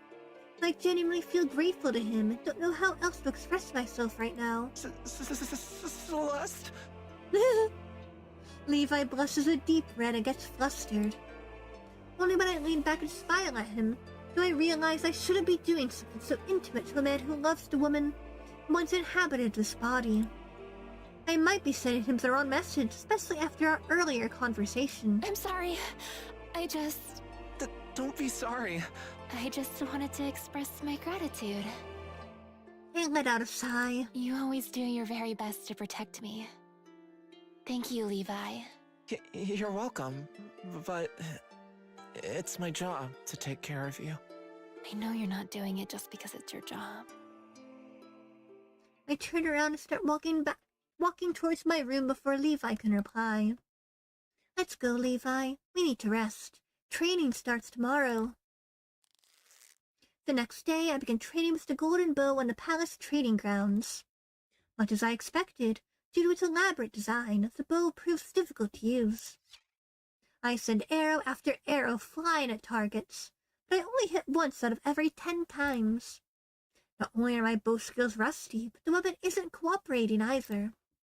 Finally, too frustrated to continue, I give up. I'll try again tomorrow. You got this. You hacking got this, Celine. I make my way to my room with Levi following behind me. A suicide mission? We're not going to come back to Solace alive. Please, Noah, don't say such things in public. What if someone hears you? At the end of the corridor, two people stand to the side talking. The one who said something about a suicide mission was Noah. After a conversation in the garden the other day, his words don't shock me. What does surprise me is, though, that he's openly talking about his feelings with someone else. I hide behind a pillar and take a peek at the other person. The dark-skinned knight with her hair in buns must be Tarek.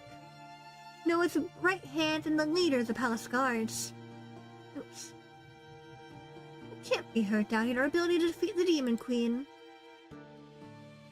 It's just, I have a really bad feeling about Mother's request to Tarek.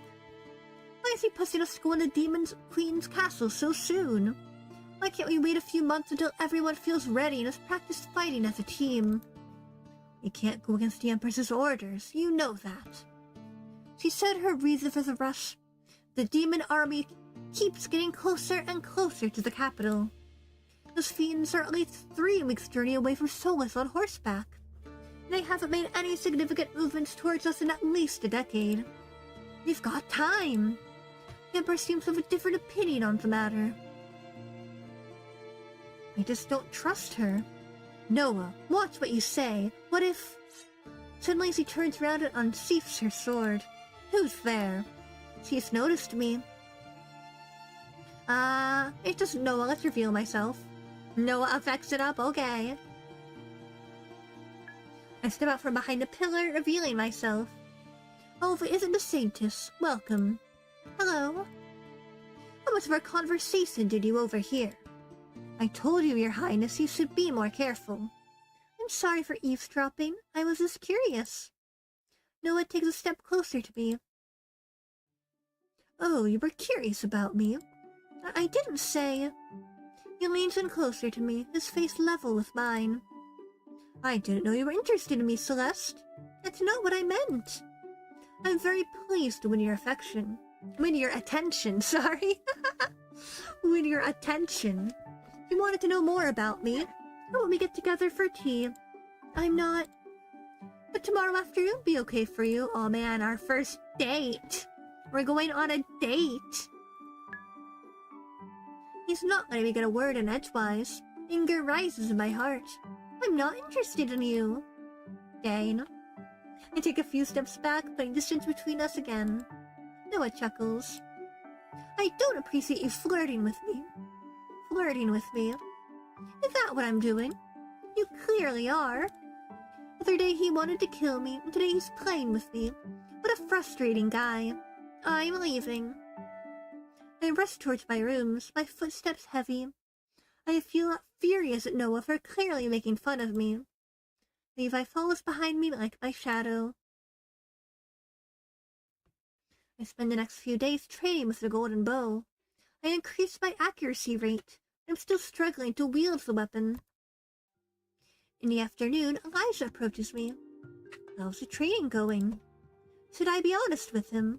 I hesitate, but I know that I'll need his help to access the bow's magic. I feel like we should be honest. We should be honest with him.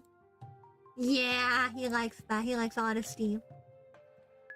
Honestly, the training's not going great. I feel like the bow is fighting me for control. The bow is supposed to be semi-sentient, so it may very well be that it hasn't fully accepted you yet. Hasn't fully accepted me? What should I do to make the artifact approve of me? Unfortunately, I don't know. I wanted to ask you something ever since I was chosen as the saintess. You're the high priest, so you know a lot about holy magic, is that right? As much as a human possibly can. I'm the strongest light magic user in the Empire. Oh, that's right. I remember that part from the book. Everyone thought Elijah would become the saint. While on his 18th birthday, he didn't get chosen. The previous high priest abdicated at that time, passed on the role to Elijah. That's how Elijah came to have such a high position at such a young age. The novel also said that Elijah's light magic is abnormally strong. Could you teach me about light magic? Sure. But you have no magic of your own. You know that, right? I nod. Celeste was never a magic user, and that fact didn't change when I took over her body. But I have to defeat the Demon Queen with the Golden Bow's magic, right? So is there a way for me to access it? Ah, yes. Artifacts like the Golden Bow do carry their own magic. You don't have to have a magical affinity of your own to use their power. Although already being trained in wielding magic would help you understand more easily how the bow's magic is used. I can at least explain the basics to you. And with practice, I'm sure you'll catch on. Please teach me what you know about using an artifact's holy magic. Sure. Elijah moves behind me, touching the hand I'm using to aim the golden bow. I love the way the bow looks with her sprite. Kind of looks like she has, like, wings sprouting from her head. It's really pretty. A fun little design choice. Close your eyes. I will pour some of my light magic into you, so that you can understand how magic flows through the human body. To access the Golden Bow's magic, you have to pull some of that magic towards you and let it enter your body. Be open to it. Don't struggle against the power.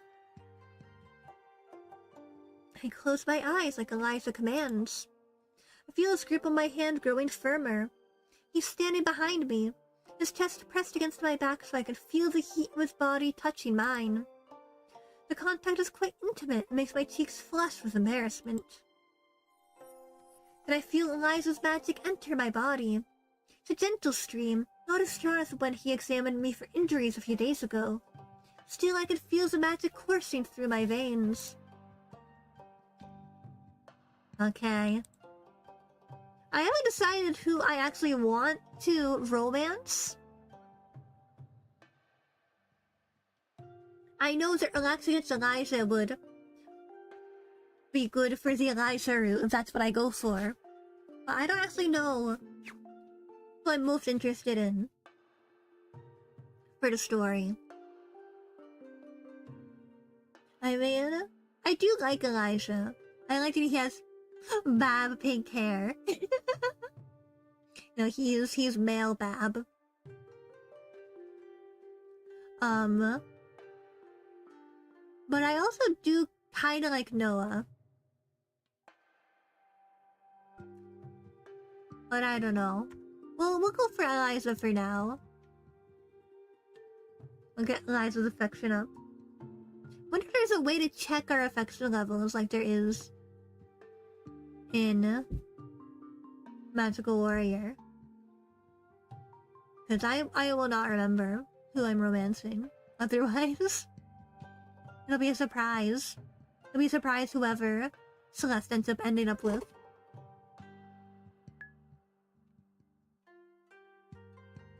What if I unintentionally get equal affection with everyone? Will we become polyamorous? Is that an option? Is polyroot an option? So cozy. I hear a chuckle behind me and Eliza lets go of my hand, taking a step back.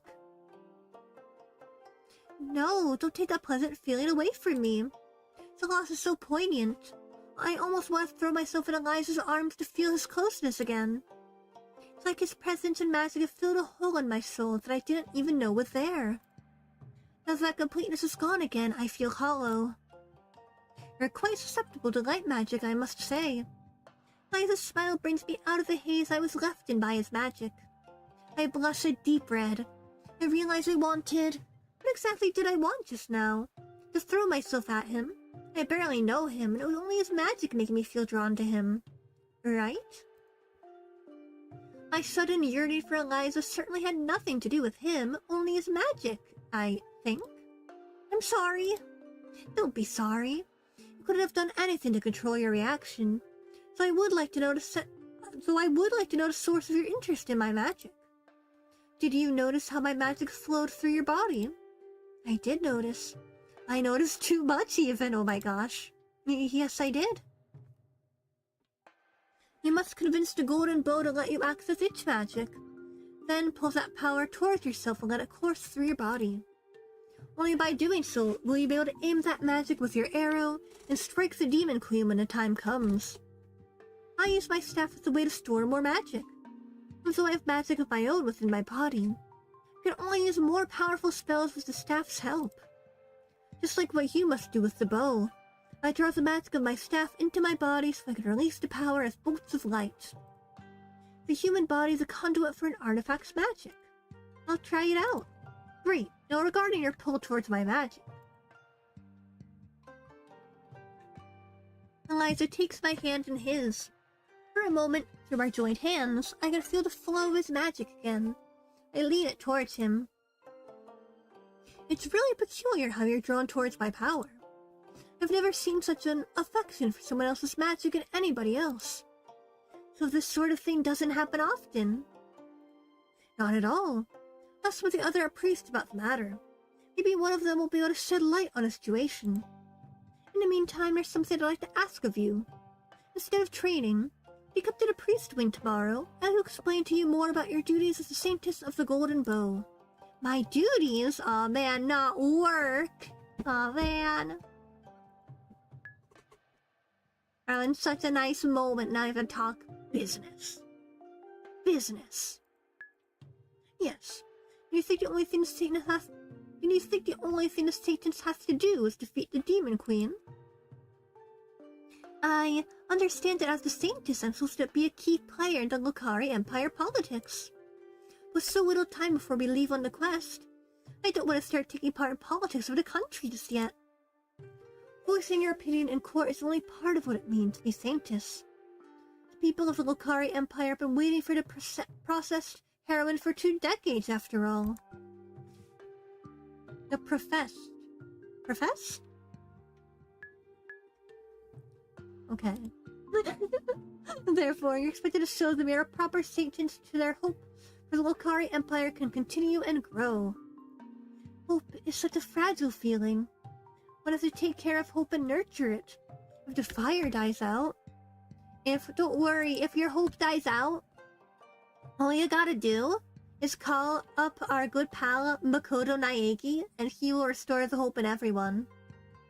He is the ultimate hope after all. Isaac trails off, a faraway look of melancholy on his face. Expression makes me wonder what he's thinking of. I have no courage to ask, though. Alright, I will say, I am enjoying this visual novel quite a bit. My voice is starting to hurt a little bit, though. To be fair, I did have a voice lesson today. I was singing a lot today. So, my voice is a little bit weaker than it was yesterday, especially. We did so much. We read a lot yesterday. So I do think after this scene, I'll probably start winding down. We'll start wrapping up after this scene, I think. But I am really enjoying this, actually. I actually really like this one. I definitely want to keep reading it. I might keep reading it off stream, so I'll think about it. I'll think about it, but I might continue reading this off stream, honestly. Because I am definitely hooked. I'm definitely intrigued. I really want to see how this ends. How should I show the con folk that I'm a proper saintess? And yes, if I explained everything to you tomorrow, come to my office at 9 in the morning. Bring the golden bow. Now, alright, I'll be there. After Eliza leaves, I return to practicing archery. Try to pull the bow's magic towards me like he instructed. But I can't replicate what the High Priest did. Even so, I keep trying. There's too much at stake for me to give up so easily. Alright, let's save. Yippee. And get back to the title screen. Alright, so guys, that will be that for Saintess of the Golden Bow for tonight. I really do like this one. I definitely want to keep reading it. To reiterate what I said at the beginning of stream, there is currently a free demo available on Steam. Check the pinned comment. I'll also drop it in chat again. Please go check out the demo if you're interested in playing it for yourself. And also, the full game will be coming out soon. I don't remember. Is there a release date yet? Let me check. Let me check if there's a release date. Let me check. I don't remember seeing one, but there might be a release date. Oh, where is Saintess of the Golden Bow? Steam page. Yeah, right now it says Q2 2027, so like... Okay, wait. 2027, I can't read. Alright, so... No set release date yet.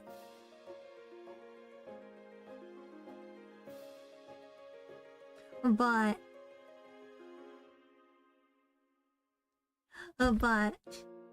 definitely wishlist it. Definitely wishlist it so that when it comes out, you guys can play the full version. Definitely. But yeah, thank you guys so much for hanging out with me tonight. Let's get back to the maid cafe and to our proper wrap up.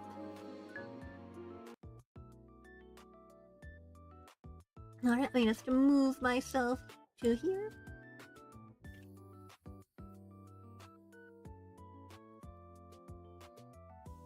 Okay, there we go.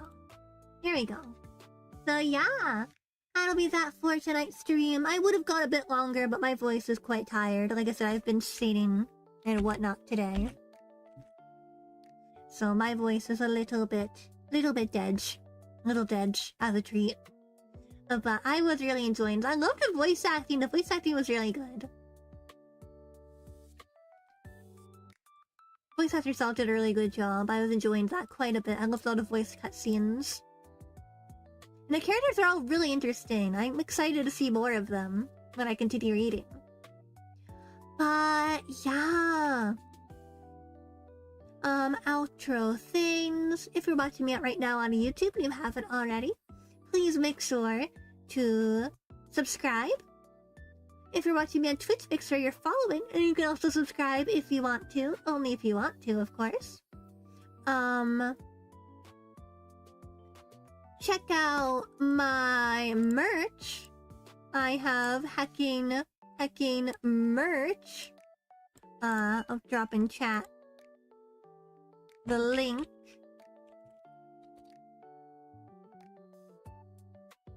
Buy my merch. I'll drop it in YouTube chat too, because you don't... I think this is only in Twitch chat. Let me drop it in YouTube chat too. Hee hee hee. Hee hee hee.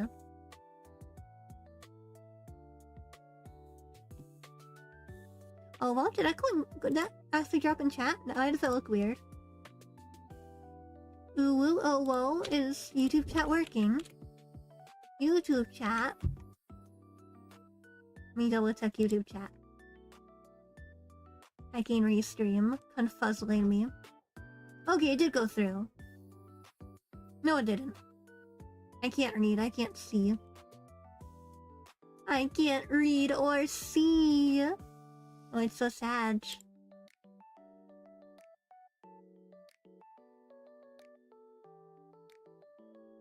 Why does it say the YouTube chat didn't go through? That's rude. It's really uncalled for. Did YouTube chat die? YouTube chat! YouTube chat!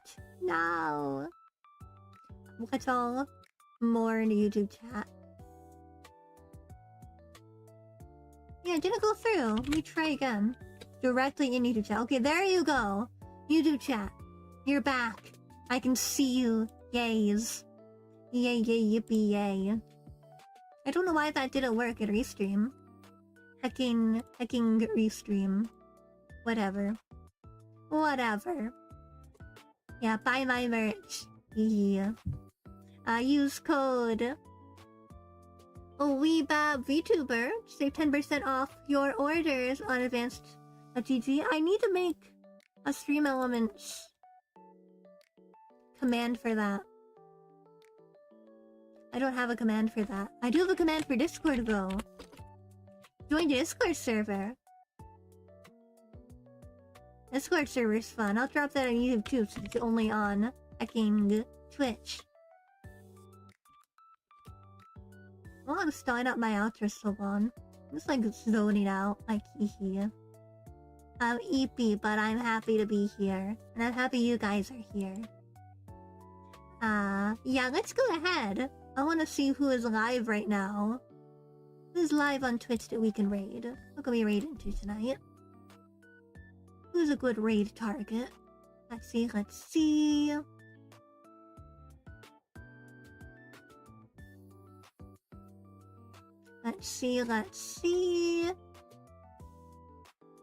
Ooh, lots of people are live. Lots of choices. Oh no.